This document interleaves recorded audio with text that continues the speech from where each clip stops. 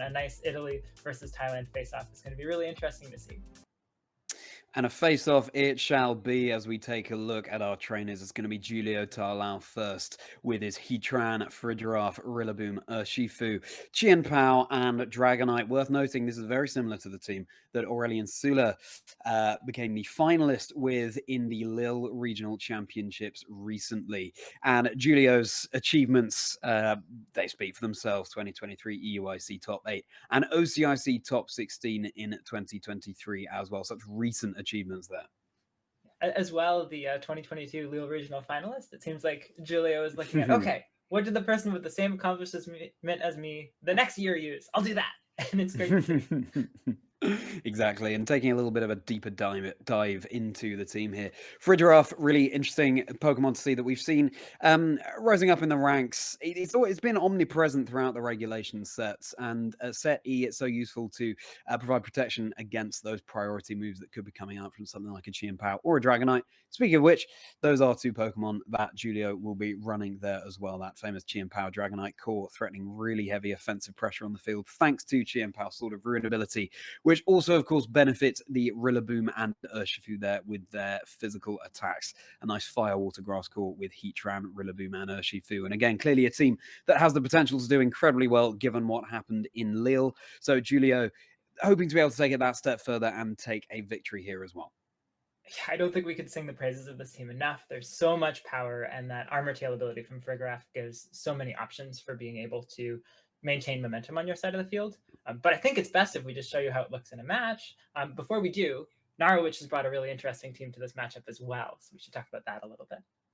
Yeah, let's take a look at Narawitch's team here. And this, interestingly enough, is very similar to the team that Paul Chua came second with at the Toronto Regional Championships recently too. So we've got runner-up team versus runner-up team in these recent events with Heatran, Fluttermane, Amoonguss, Iron Hands, Roaring Moon, and Landorus. Roaring Moon has really been a prevalent Pokemon in our stream so far, and players realizing it's come roaring right back into regulation set E as opposed to set B, from which it was legal. Thanks to, again, access to that knockoff. And Dragon Dance showcased being why it was such a useful move in the very first game of that we streamed today. Yeah, absolutely. It's really nice to see this Roaring Moon really making a name for itself. Finally, it took it a while, but it's getting there. I think, interestingly, it doesn't have a great defense stat, and that could be really tough for dealing with Giulio's team that has so many strong, powerful priority moves. But I think there's definitely still a lot of options from Narawitch's side of the field. I like the variations that he's added from what Paul Chua's team is. That Trick Room on the Fluttermane seems really, really useful, and I think we might see that coming up during our match. I think we mentioned this already, but Narawitch is just such an incredible player.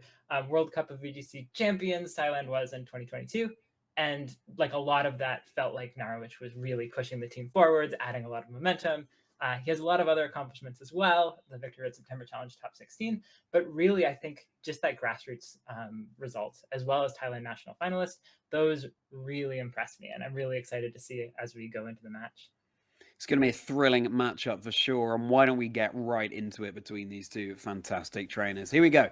Game one between Giulio Tarlao and Narawitch Naenna. And for Giulio, it will be Urshifu and Dragonite being led. For Narawitch, it's going to be Heatran and Iron Hands. So the Iron Hand's in a really good position to be able to do a lot of damage. It's one of the Pokemon that Narawitch has that has the most bulk to be able to survive a lot of strong priority attacks. But it is going to be tough to figure out when or how Fake Out is able to happen in this game with the Fridgeraff and with the Dragonite both being able to negate that effect with their abilities. It is really, really nice to have this Urshifu unable to do a Surging Strikes this turn if the Iron Hands chooses to stop that. But in general, I'm not sure how much the Heatran is going to be able to do this turn. It doesn't have like a nice position to be able to throw Heat Waves. Everything resists fire on the other side of the field. Yeah, exactly. Heatran, you know, it generally is safely because it's quite a bulky Pokemon, but in this position, it's not able to do what it does best, especially with that Fridgeraff threatening a switch in at any point in order to eat up the priority moves that could be coming out from Giulio's side. It's going to be that Grass Terror onto Narawitch's Iron Hands, an immediate defensive terror here as Urshifu actually, in a way, calls that, going for the U-turn, which is now super effective. Thanks to that terrestrialization, going back to Giulio, back into the Pokeball, as Giulio decides which Pokemon to bring in its place, and it will be that Heatran. So we've got these hot frogs staring each other down on the field. matching each other like for like, and a really good call from Narawitch there, as the Stomping Tantrum is going to be now not very effective into Iron Hands when it was once super effective. Heat Wave is going to be eaten up by Giulio's Heatran with a critical hit onto Dragonite and a burn as well. That's absolutely crucial there. Fantastic for Narawitch to see, absolutely devastating for Giulio as the Wild Charge goes into Giulio's Heatran. So now this Dragonite is not threatening half as much damage as it once was, thanks to that lucky burn. Yeah, I think getting that lucky burn, I was about to say this Heat Wave was really ineffective, but that's absolutely what you would want. If Heatran gets a free Will-O-Wisp, it's pretty happy. I think the U-turn was really strong because this Heatran is in phenomenal position. Even though that Dragonite is burned, it is locked into Stomping Tantrum, and that means it can break the Shuka Berry on Heatran, which means that the other Heatran can cause a little bit more threat going forwards. So it feels like this Heatran just playing it safe for now, but it could become a problem later on in the game. And indeed, both Heatrans playing it safe for now, going for a Protect on either side of the field. Stomping Tantrum was connecting down into Narawitch's Heatran there. Of course, it cannot Terrastallize away from its double weakness to ground, since the Iron Hands has now done that. And what looked like a Drain Punch there was going into Giulio's own Heatran. Giulio has not consumed the Terrastalization yet, so that option is still available to him. But so far, a pretty positional game, and Giulio having to rethink his game strategy really quite swiftly in the face of that random burn on his Dragonite. Yeah, absolutely. Definitely a tough thing to be able to work around. At the same time, I think Giulio's helped a little bit by the fact that this Iron Hands does not currently have Volt Switch available. And so there's a little bit of a, there's a hard switch here from that Iron Hands, and that gives just like a glimmer of momentum for Giulio to maybe be able to capitalize on. He has the Flash Fire boosted Heatran, but that Fluttermane command could cause problems later on too. It could cause problems. For now, the Stomping Tantrum is going into Narawitch's Fluttermane. It's going to be another Heat Wave, which is coming out from Giulio's Heatran this time, which of course is absorbed by the Heatran over on Narawitch's side, and Earth Power more than enough. Double super effective hit into Giulio's Heatran there. So that goes down. Giulio, unfortunately, not having the best game here with his Dragonite burned and his Heatran down. It's one of those interesting things about this team, though, that every time a Pokemon faints on Giulio's side of the field, something that can do an incredible amount of damage is going to hit the field right afterwards. I think definitely unfortunate for Giulio's side to have lost that prediction. Narawitch made a great call and just Earth Powered the Heatran, even though it could have Terrastallized out of that weakness. But now he does get to bring in this wonderful Urshifu that can KO anything on the field. Nothing can Terrastallize out of that. And that definitely gives some options for the next few turns, at least, to maybe try to recoup some of those losses from the burned Dragonite. Yeah, exactly. Fluttermane is going to be withdrawing for Narawitch here, and it's going to be Amoonguss joining the field instead. So if Urshifu targeted down that slot, a fantastic switch there. But Dragonite is going to withdraw for Giulio as well, as in favor of the fourth Pokemon in the back, which will be Chien-Pao. So dropping the physical defense of all Pokemon on the field apart from itself. And a really good switch there from Narawitch, because it was the Surging Strike going into the Amoonguss, which takes it like a duck to water, a mushroom to water, I should say, as that health is being chipped away, only Amoonguss down only to about a third of its health. And of course, it can withdraw at any point to get that Regenerator ability active. Earth Power coming out into the Urshifu, probably the most effective move this Heatran has in its arsenal to deal with the Urshifu. So a great call from Narawitch there. Yeah, a wonderful switching with the Amoonguss, where almost any other Pokemon that Narawitch could have brought in would have fainted here, except for the Amoonguss. And so being able to sort of limit the momentum of that Urshifu is great. With that said, Giulio's sort of continually building up pressure here with the Chien-Pao switch in. The fact that that got in without being harmed at all is pretty important, because now the Burn Dragonite wasn't doing anything, but at least now it's not taking up a slot on the field. And Chien-Pao plus Urshifu is really never a fun spot to be in on the other side of the field.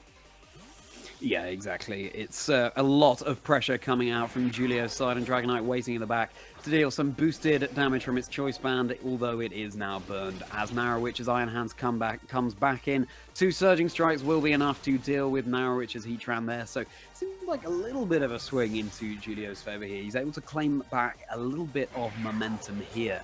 Heatran goes down now for Narawitch, and it's going to be that Icicle Crash being called into the Iron Hands. It's now a super effective hit, so that is a double knockout onto Narawitch's side of the field. Giulio is now able to utilize the resources he does have remaining to fantastic effect here.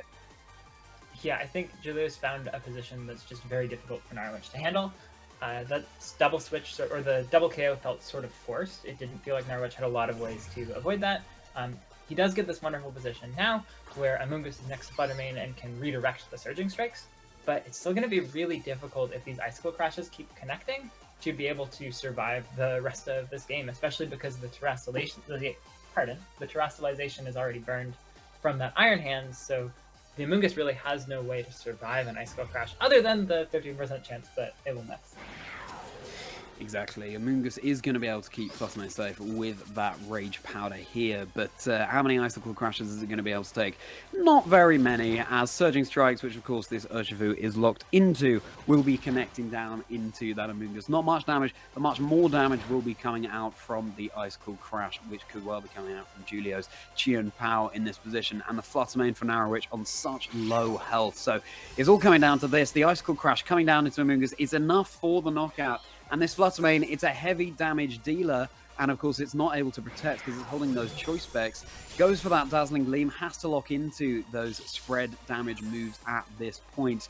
Chien Pao is able to survive on its Sash. Dragonite is in the back, it's burned, but in this position, this Fluttermane just doesn't seem to have enough going for it in order to clinch this game. I think with the Sucker Punch on the Chien Pao, it's going to be really difficult for this Fluttermane to do anything, and I think both players are trying to think ahead to this next game.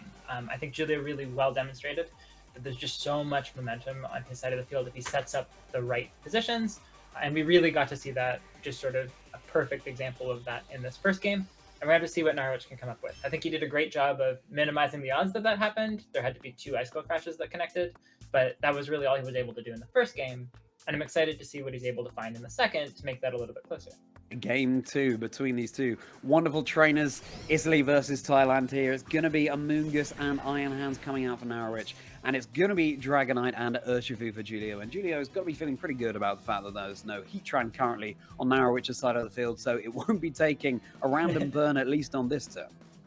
Yeah, Dragonite's got to be pretty happy not to face down its arch nemesis. But at the same time, I think that Amoonguss is a really nice adjustment from Narawitch's side of the field. I think that it has a lot of pressure to force something like the Aerial Ace lock on the Dragonite, instead of Dragonite being able to lock into something like Extreme Speed. Being able to threaten that Spore or to be able to provide redirection later is really important if the Fluttermane ever is in position on Narawitch's side of the field. That Heatran did a good job with the burn, but it didn't really do enough damage quickly enough for Narawitch's side of the field. So I'm interested to see how this Amoonguss works, especially now that it has the terrestrialization available. It's gone straight for that water terrestrialization, so it will be keeping itself much safer from something like an Aerial Ace, as Urshifu decides to reposition.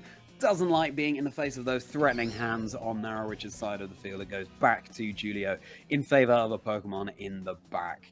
As he takes his time to decide, we get this sneak peek that it's going to be that Chien Pao and the Heatran in the back. So the 4 Pokemon that works very well for him indeed in that first game. Taking his time here in order to potentially tie up this victory against Narawitch, as Heatran is going to be joining the field.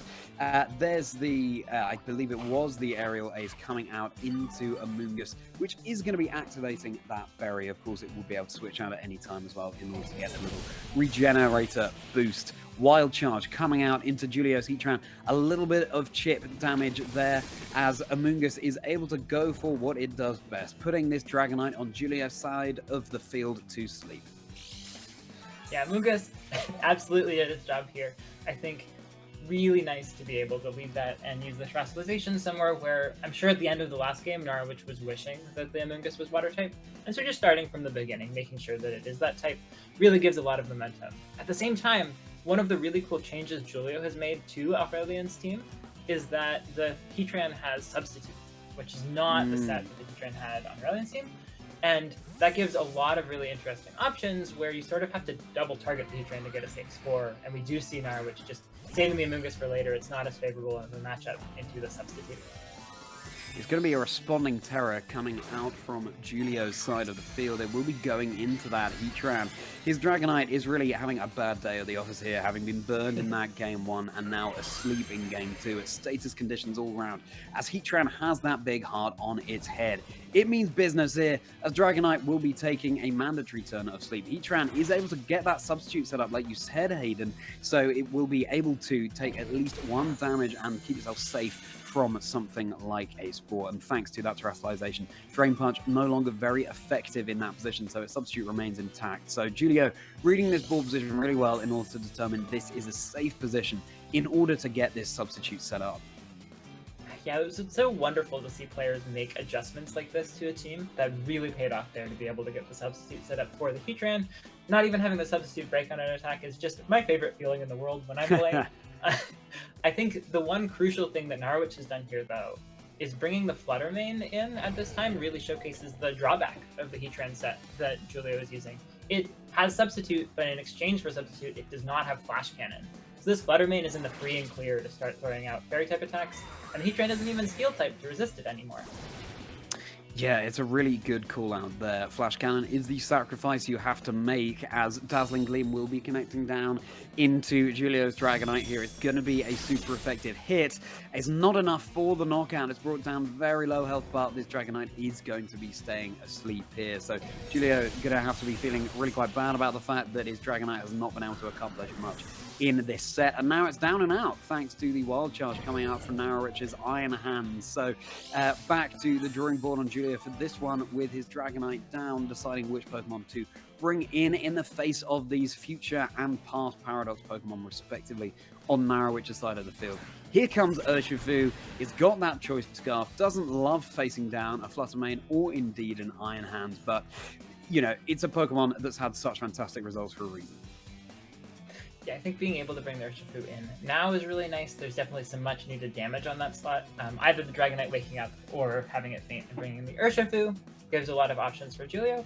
I don't think we know yet what the roles are for Surging Strikes without the Urshifu terrestrializing. I don't know if that's a KO on Flutter Mane or not. Depends a bit, I think, on how they're trained. That seems like a pretty crucial factor in this particular situation.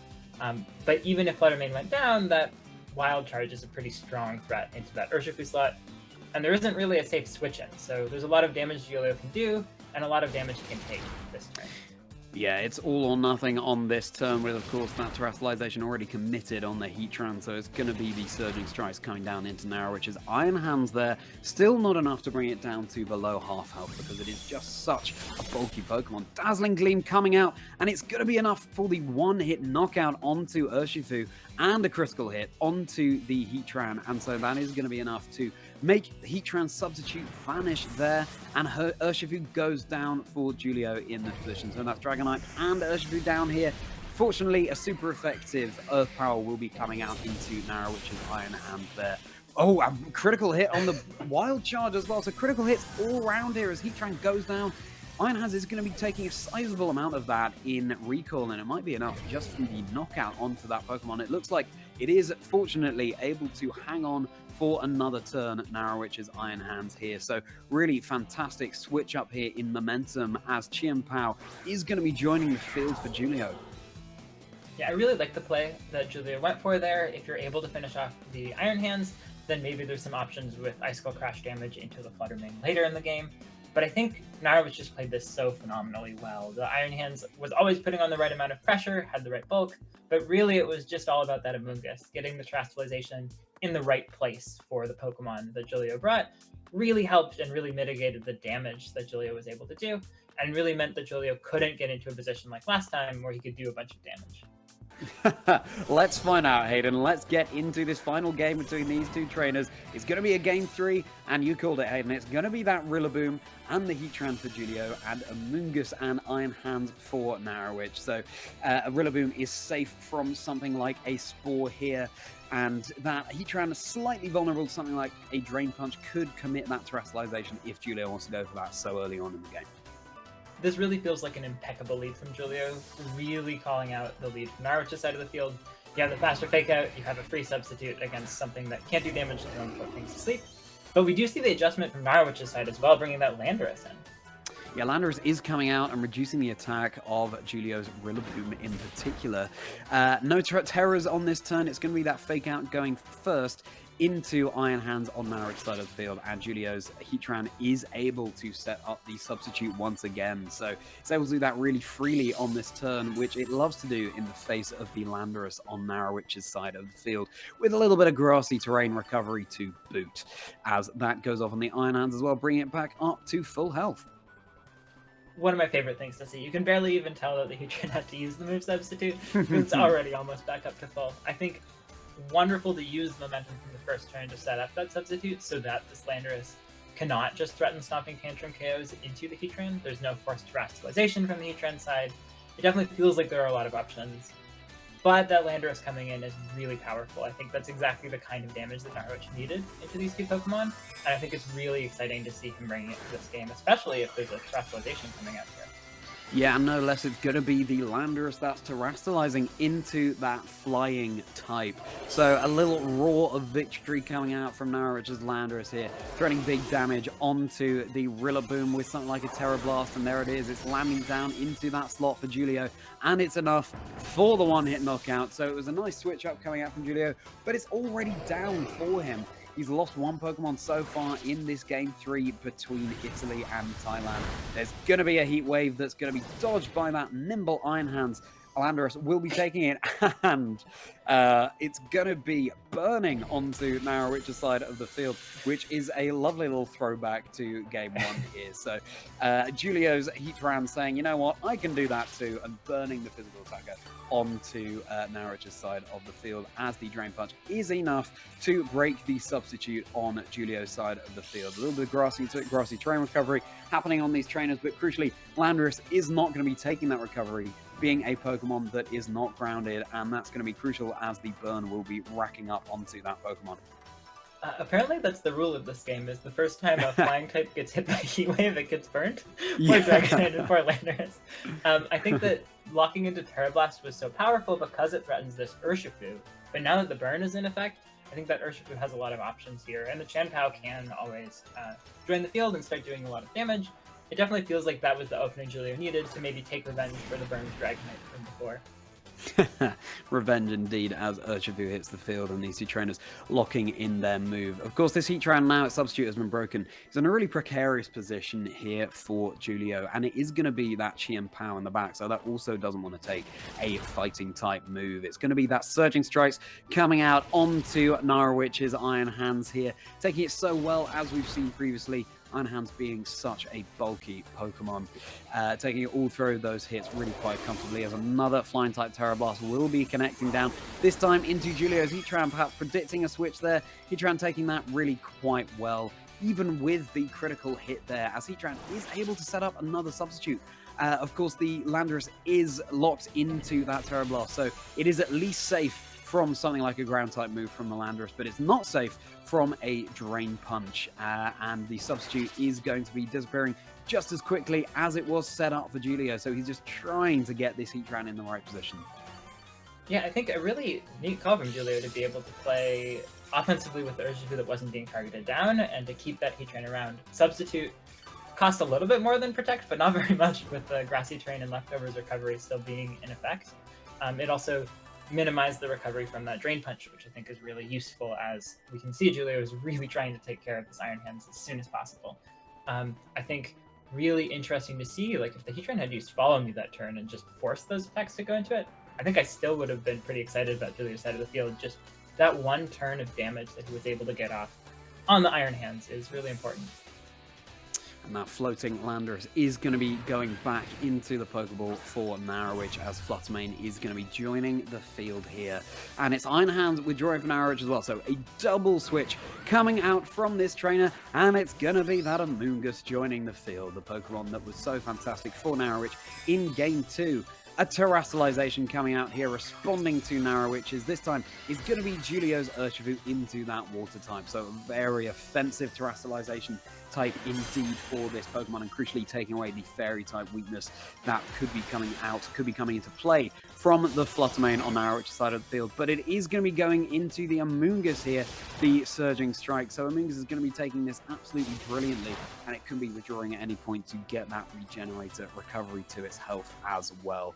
So Terastallization is now burnt for Giulio onto the Urshifu, as an Earth Power connects down into that Amoonguss on Narawitch's side, activating its berry.